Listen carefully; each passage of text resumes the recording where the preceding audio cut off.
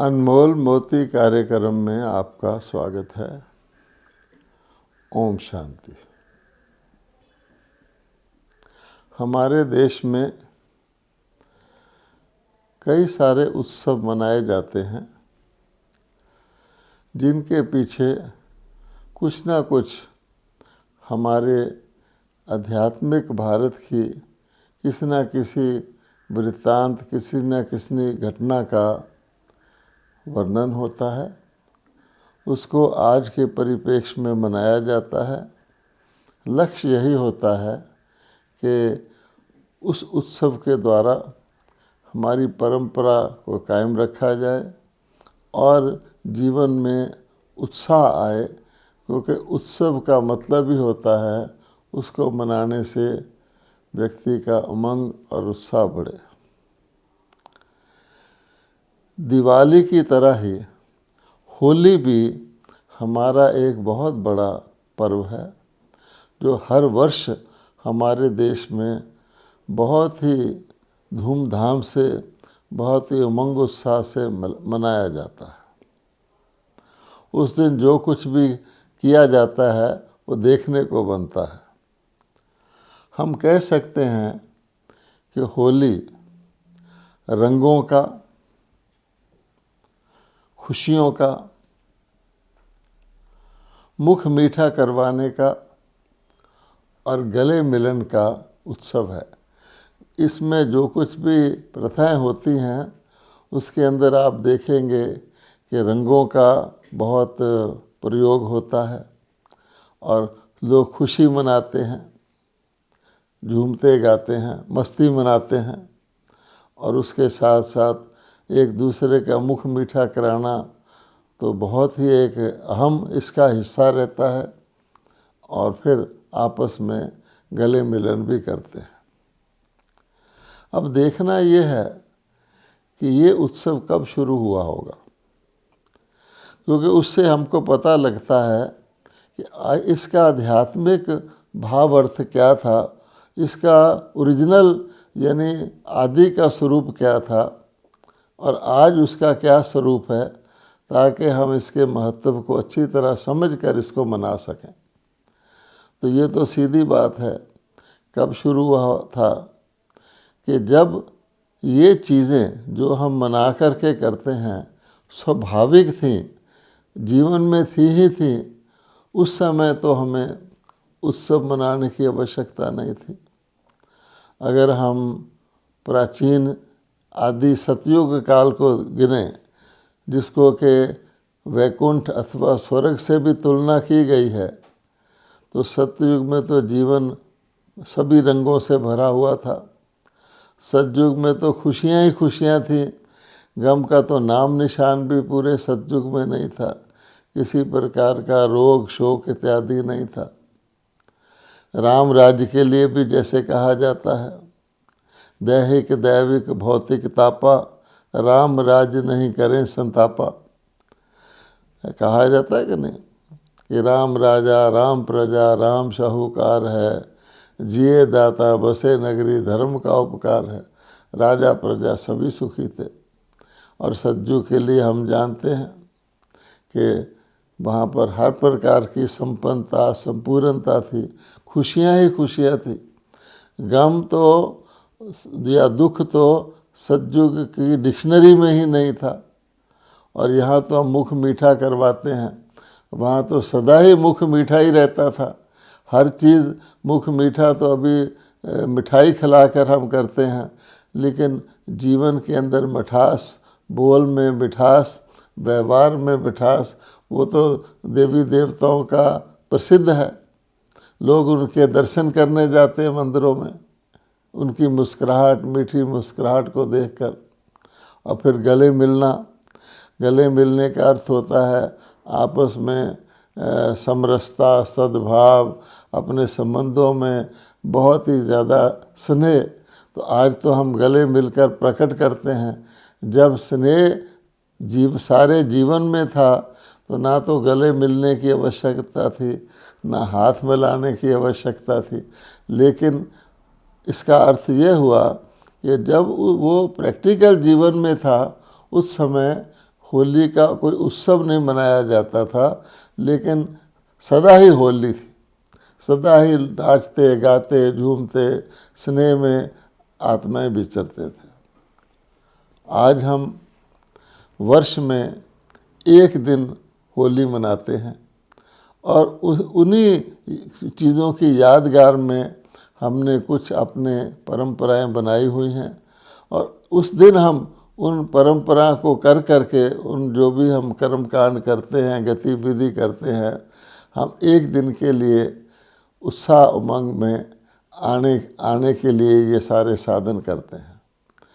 अब आप देखेंगे कि अगर ऐसा था कि एक समय था जबकि जीवन रंगीन था, जीवन बिल्कुल शुष्क और खुश्क नहीं था, और खुशियाँ ही खुशियाँ थीं, और हर व्यक्ति जी के जीवन में इतनी मिठास थी कि वहाँ नकली तौर पे, विशेष तौर पे कुछ ही मीठा खा कर के मीठा बनने की आवश्यकता ही नहीं थी। कभी किसी के मन में भी कड़वाहट नहीं थी, और लोग इतने समरसता से रहते थे, इतना प्रेम प्यार था कि कहा जाता है शेर गाय भी इकट्ठे जल पीते थे। तो आखिर वो जो था गायब कैसे हो गया, गुम कैसे हो गया? उसके गुम होने के बाद ही तो हमें ये उत्सव मनाने की आवश्यकता पड़ी। किस कारण से वो गुम हो गया? तो भगवानों-वाच है, हम सबको पता है, भगवान जब अवतरित होकर हमें सत्य ज्ञान देते हैं तो वो बताते हैं कि जब सब आप भारतवासी पावन थे, पूज्य थे, निर्विकारी थे। पतित मैंने विकारी, पावन मैंने निर्विकारी। पावन मैंने पूज्य, पतित मैंने पुजारी। तो विकारों के कारण से ही सारा सुख खत्म हो गया और दुख का आरंभ हो गया, अर्थात पावन से पतित बन गए, मानवता का पतन हो गया। तो वास्तव में ये होली का उत्सव हमें हमारे देश के, हमारे भारत के उत्थान और पतन की कहानी एक प्रकार से सुनाता है कि कभी जब भारत का उत्थान था तो जीवन ही सारा खुशनुमा था, हर रोज़ होली थी, हर रोज़ उत्सव था। लेकिन जब उत्थान से पतन शुरू हुआ, तब से हमारा सारा वो सुख शांति समृद्धि समरसता गायब हो गई, और हमने फिर उत्सव के तौर पे होली बनाना शुरू किया। और उसकी एक निशानी है, हम पूज्य से पुजारी बन गए। हम अपने इंद्रियों के, अपने जीवन के अधिकारी से अधीन बन गए। तो अधीन बनने से जिसको कहा जाता है हम अपनी इंद्रियों के गुलाम हो गए, मन के गुलाम हो गए। तो जो अधीन होता है, कहा जाता है सकल पदार्थ हैं जग माही, पराधीन सुख पावत नाही। तो सब कुछ होते हुए भी हम अधीन हो गए। अब आपको हम याद करवाते हैं वो चिन्ह जिनसे हमें पता लगता है कि हम भारतवासी, जब सारा हर रोज़ ही होली थी, उससे हम क्या थे, उसकी निशानियाँ क्या हैं।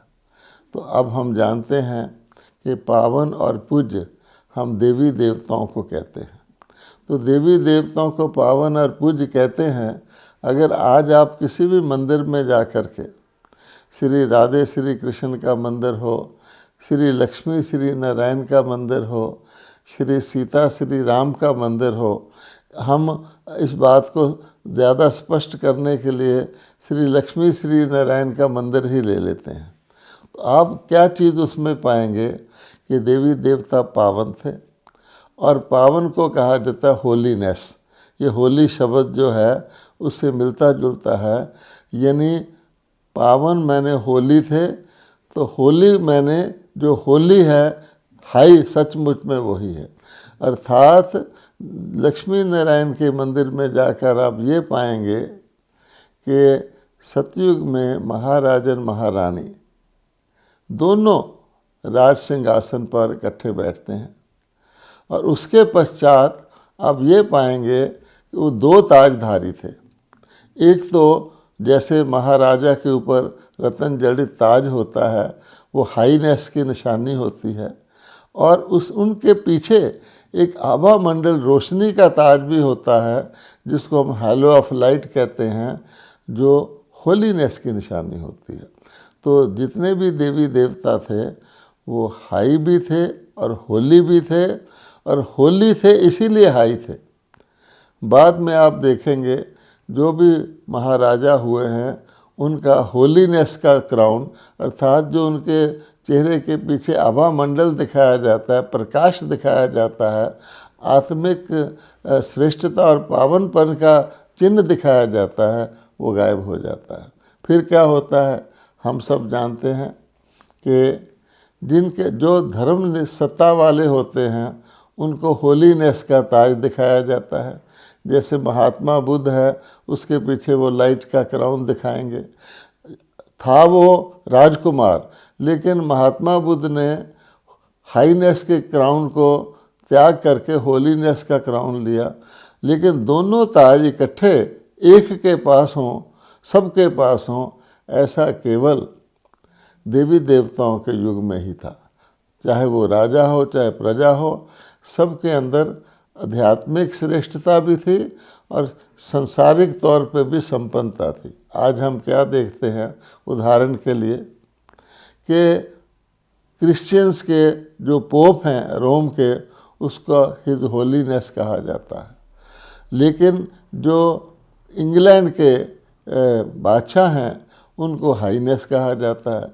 आप जो प्रिंस इंग्लैंड के अभी राजगद्दी लेने वाले हैं उनको क्या कहा जाएगा, प्रिंस चार्ल्स को, वो राजा बन जाएंगे, king Charles, his Highness, his majesty. Holiness नहीं कहा जाएगा। पोप को हिज होलीनेस कहा जाएगा, हाईनेस नहीं कहा जाएगा। तो टोटल सारे समाज में, सारे विश्व में आप देखेंगे कि धर्म सत्ता अलग हो गई है, राज सत्ता अलग हो गई है। अब विचार की बात है कि अगर कोई व्यक्ति होली नहीं है, अर्थात उसके अंदर आध्यात्मिक पवित्रता नहीं है, तो क्या वो सचमुच हाई हो सकता है? और अगर वो होली है तो क्या ऐसा हो सकता है कि हाई हो ही ना? इसलिए हम देखते हैं कि उस समय के विश्व महाराजन, विश्व महारानी की पीढ़ी दर पीढ़ी राजगद्दियाँ चलती थीं। श्री लक्ष्मी श्री नारायण की राजगद्दियाँ चलती थीं, श्री सीता श्री राम की सारा जीवन तो था, उसके बाद उनके संतानों की भी राजगद्दियाँ चलती थीं। जैसे आज हम उदाहरण लें तो इंग्लैंड के अंदर king Edward the first, Edward the two, king George आदि की गद्दियाँ चलती हैं, लेकिन ये एक ताजदारी हैं, वो दो ताजदारी थे। इसलिए अब कहा जाता है ये जो होली का फेस्टिवल है, त्यौहार है, ये हम किस बात का यादगार है, हमें क्या याद कराता है? होली हमें याद कराती है कि हम होली बने। Holi reminds us to be holy, अर्थात हम पवित्र बने, हम पावन बने, हम देव आत्मा बने, हम श्रेष्ठ बने। और इसलिए ये जो हम होली के दिन जो कुछ हम करते हैं, वो सारे जो भी रस्म रिवाज हम करते हैं मनाने के लिए, वो सब इसी ओर संकेत करते हैं।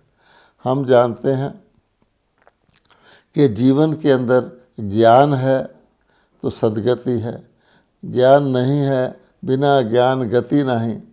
तो वो ज्ञान नहीं जो हमें अनेक प्रकार का ज्ञान आज मनुष्यों द्वारा बताए हुए पद्धतियों को, शास्त्रों आदि से मिलता है। भगवद गीता में तो कहा गया है कि वेद अध्ययन आदि से मेरी प्राप्ति नहीं होती, लेकिन वह ईश्वरीय ज्ञान जो स्वयं परमपिता परमात्मा भारत में यादगार है, अवतरित होकर सुनाते हैं, उस ज्ञान का गुलाल, उस ज्ञान के द्वारा जो जीवन के अंदर रंग आते हैं, जीवन सरस बनता है, वो ज्ञान होली के गुलाल लगाने के या रंग लगाने के प्रतीक है। इसी प्रकार से हम जानते हैं गुणों का रंग, अनेक प्रकार के रंग हम पिचकारी के द्वारा भी एक दूसरे पर डालते हैं, लेकिन वास्तव में जीवन में गुण हैं। गुण ही जीवन का श्रृंगार है, गुण ही जीवन के गहने हैं। अगर मानव के अंदर गुण नहीं है, मानव अवगुण है, मानव पतित है, तो कितने भी जेवर पहन लेगा, वो उस प्रकार का सम्मान उसको प्राप्त नहीं होगा। तो देवी देवताओं की मूर्तियों को मंदिर में इसलिए सम्मान प्राप्त है कि देवी देवताओं को सर्व गुण संपन्न कहा गया है। तो ज्ञान स्वरूप, आनंद स्वरूप, प्रेम स्वरूप, शांति स्वरूप, शक्ति स्वरूप, सर्वगुण संपन्न और साथ साथ दिव्य शक्तियाँ। एक होती है बाहर की शक्तियाँ जो देवी देवताओं के हथियार के रूप में दिखा दिया गया है, लेकिन वास्तव में ये दिव्य शक्तियाँ हैं जो कि व्यक्ति के जीवन को श्रेष्ठ बनाती हैं। क्योंकि अगर शक्तियाँ नहीं रहती हैं तभी विकार जीवन के अंदर आते हैं।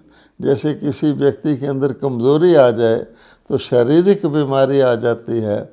जब मनोबल, मानसिक शक्तियाँ नहीं रहती हैं तो फिर विकार आ जाते हैं, विकार रूपी मनोरोग आ जाते हैं। ये शक्तियाँ क्या हैं? जिसको हम कहते हैं सहन करने की शक्ति, समाने की शक्ति, निर्णय करने की शक्ति, सामना करने की शक्ति, समेटने की शक्ति। तो अब जीवन में हम देखेंगे कोई कुछ हमको कह देता है, हम अगर उसको समा लेते हैं, जैसे सागर के अंदर कुछ भी डाल दो सागर समा लेता है, तो लहरें आती रहती हैं। तो समाने वाला व्यक्ति जो है कभी परेशान नहीं होता है, अपनी शान से परे नहीं होता है। कहीं हमें सहन शक्ति की आवश्यकता पड़ती है, कहीं हमें सहयोग की शक्ति की आवश्यकता पड़ती है। तो ये सारे ज्ञान, गुण और शक्तियाँ, ये सारी की सारी चीज़ें आती हैं हमारे अंदर संग के रंग से। क्योंकि होली में रंगों का प्रयोग किया जाता है, तो कैसे जीवन में रंग भरते हैं? तो परमात्मा का संग, क्योंकि परमात्मा ज्ञान के भी सागर हैं। सृष्टि के आदि मध्य अंत का सत्य ज्ञान परमात्मा के पास ही है। परमात्मा ही गुणों के दाता है, सर्वगुणों के। परमात्मा ही सर्वशक्तिवान है जो हमें दिव्य शक्तियाँ प्रदान करते हैं। तो संग का रंग मशहूर है। यहाँ भी होली के दिन हम क्या कोशिश करते हैं कि जब होली में रंग रंगने वाली टोली निकलती है तो जिस घर में जाती है उस घर वाले को बाहर बुला लेते हैं, उसको भी रंग देते हैं, फिर वो भी टोली में ज्वाइन कर लेता है। इस प्रकार से यानी सारे के सारे एक दूसरे पर रंग डाल कर के रंगदार बनते हैं। इसी प्रकार से एक दूसरे से गले मिल कर के आपसी स्नेह प्रकट करते हैं। लेकिन संग का रंग, कौन से संग का रंग? तो हम जानते हैं ऐसा भी संग होता है बुरा संग, कुसंग, जिससे कि उल्टा रंग लग जाता है, जिसको काला रंग कहते हैं, नुकसान कारक रंग कहते हैं, हानिकारक रंग कहते हैं, जिससे विकार पैदा होते हैं। तो सत्संग भारत के अंदर बड़ा प्रसिद्ध है। आज सत्संग के नाम पर अनेकों प्रकार के सत्संग हैं, लेकिन ये शब्द निकला कहाँ से? सत्य का संग। सत्य है परमात्मा, परमात्मा ही सत्य है, सत्य ही परमात्मा है। कहा जाता है God is truth, truth is God. तो परमात्मा के साथ आत्मा का जो संग होना, आत्मा का परमात्मा के साथ मिलन होना, इसी से रंग से होली बनाई जाती है। तो परमात्मा ने आत्माओं को रंगा था। तो ये जो यादगार है कि कहा जाता ना कि भगवान ने गोपियों के साथ होली खेली थी, ये भी यादगार है। वास्तविकता ये है कि परमात्मा ने आत्माओं को ये जो ज्ञान के रंग हैं, गुणों के रंग हैं, शक्तियों के रंग हैं, उनसे रंगा था। और उसका यादगार फिर हम स्थूल रूप में जब वो जीवन श्रेष्ठता का, जिसको हम कहते हैं पावन, समाप्त हो जाता है, पतन हो जाता है, तब हम ये त्यौहार मनाना शुरू करते हैं। इसीलिए हम जानते हैं कि गीत भी हम गाते हैं, रंग दे चुनरिया मेरी रंग दे चुनरिया। अब परमात्मा को श्याम पिया कह करके पुकारते हैं, ऐसी रंग दे कि धोबी जिंदगी भर भी धोता रहे वो रंग ना उतरे। ऐसी रंग दे चुनरिया, क्या है, धोबी सारी उमरिया उसको धोता रहे। और चुनरिया आप जानते हैं, चुनरी किस चीज़ की निशानी है? वो जानते हैं कि इज़्ज़त को ढकने की निशानी है, जिसको साड़ी का रूप भी दिया गया है, आजकल उसको चुनरी का रूप दिया जाता है। तो भगवान कहते हैं कि पावन का अर्थ क्या होता है? तो भगवान कहते हैं विकारों से मुक्ति, अर्थात आत्मा को ज्ञान के रंग से रंगना, आत्मा की दृष्टि से देखना एक दूसरे को, उसी से ही आत्मा पावन बनती है। परमात्मा ही पहले तो आकर के मनुष्यों को आत्मा का ज्ञान देते हैं कि वास्तव में तुम आत्मा हो, आत्मा ही मेरी संतान है, आत्मा ही मेरे साथ योग युक्त होती है, मेरे साथ जुड़ती है। तो आत्मा को मैं ज्ञान का, गुणों का, शक्तियों का रंग लगाता हूँ। इसलिए ये जो बनी आई है कि भगवान कहते हैं अपने साथ मैं योग लगवाता हूँ। भगवत गीता में क्या कहा गया? यानी अपना संग देता हूँ। तो भगवान का संग कैसे मिलेगा? परमात्मा के साथ योग लगाना, अर्थात अपने मन को परमात्मा के साथ जोड़ना। और उसको राजयोग का शब्द कहा गया है कि भगवान कहते हैं कि अपनी इंद्रियों पर राज करोगे, कंट्रोल करोगे, तभी आपका मन मेरे साथ जुड़ेगा। कहा भी जाता है मन जीते जगत जीत, मन के हारे हार है, मन के जीते जीत। तो ये गीता के भगवान ने, परमात्मा ने अवतरित होकर के ये सिखाया था। और उसी के यादगार में हम ये होली का उत्सव मनाते हैं। अब होली शब्द के अगर आप अर्थ लेंगे, पहले भी हमने कहा Holi reminds us to be holy. ये होली का त्यौहार हमें पवित्र बनने का, विकारों को जीतने का संकेत करता है। उसके लिए जब भगवान अवतरित होते हैं तो हमें होली के 3 अर्थ बताते हैं। एक तो होली का अर्थ है होली, हे परमात्मा मैं तेरी होली। आत्मा कहती है हे परमात्मा मैं तेरे ऊपर बलिहार चली गई, बस तेरे साथ मैंने अपना संबंध जोड़ लिया ताकि आप ही मुझे होली बनाओगे। पतित पावन, अर्थात पतितों को पावन बनाने वाला, अनहोली को होली बनाने वाला, विकारियों को निर्विकारी बनाने वाला परमात्मा है। जब आत्माओं को परमात्मा का परिचय मिलता है तो जो आत्माएं परमात्मा पर निछावर चली जाती हैं, बलिहार चली जाती हैं, जिसको लोगों ने बलि चढ़ना कह दिया है, समर्पित हो जाते हैं संपूर्णता, उसको कहा जाता है होली। हे परमात्मा मैं आत्मा अब आपकी होली, जो कहते हैं ना मेरे तो गिरधर गोपाल दूसरा न कोई, इसीलिए कहा जाता है हे परमात्मा मेरे तो आप दूसरा न कोई। इसका मतलब आपके हम होली, अब और किसी से हमारा नाता नहीं है। और संग तोड़, आपके संग जोड़ने से ही मेरे ऊपर वो अविनाशी रंग लगेगा, क्योंकि परमात्मा अविनाशी हैं, उनके द्वारा दिया हुआ ज्ञान भी अविनाशी है, गुण भी अविनाशी हैं, शक्तियाँ भी अविनाशी हैं, तो अविनाशी रंग लगता है। दूसरा अर्थ कहा जाता है होली, उसका मतलब होता है जो हो गया सो हो गया। भगवान ने हमें बहुत बड़ी शिक्षा दी है कि अगर आपने पावन बनना है तो पास्ट को फुल स्टॉप लगाओ, जो हो बीत गई सो बीत गई, जो होली सो होली। अपने पिछले जीवन को नहीं देखना है, उसकी बार बार उसकी कमी कमज़ोरियाँ अगर याद आती रहेंगी तो फिर गुणों की धारणा कैसे होगी। इसलिए भगवान कहते हैं बीती को बीती देखो, उसको पूर्ण विराम लगाओ। इसको भी होली कहा गया है कि जो कुछ गलत हो गया अज्ञान काल में, कुछ भी उसको फुल स्टॉप लगाना, इसको भी होली कहते हैं। और तीसरा अर्थ तो साफ है कि हम आत्माएं जो हैं पवित्र बने। तो होली के दिन हम इन बातों को याद करें कि वास्तव में एक दिन की होली मनाना तो यादगार मात्र रहा है। हम अपने जीवन को ऐसा पावन बनाएं, ऐसा श्रेष्ठ बनाएं कि सदा के लिए होली हो जाए। और वो कार्य परमात्मा ही धरती पर आके कराते हैं। वो कहते हैं कि जब अति धर्म की ग्लानि होती है, पाप का घड़ा भर जाता है, उस समय मैं अवतरित होकर के पाप को समाप्त करता हूँ, अधर्म को विनाश करके अच्छी तरह से पुनः सत्य धर्म की अर्थात पावन दुनिया की स्थापना करता हूँ। आप सोच सकते हैं कि ये कार्य कलयुग के अंत में ही होता है। भगवान का अवतरण कलयुग के अंत में ही होता है, क्योंकि कलयुग के बाद ही सतयुग आता है।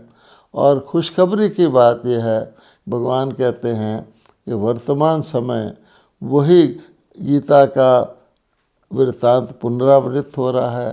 पाप का घड़ा भर चुका है, काम विकार अपनी तमोगुनी अवस्था पर पहुंच गया है। भगवान ने ही काम विकार को भस्म किया था।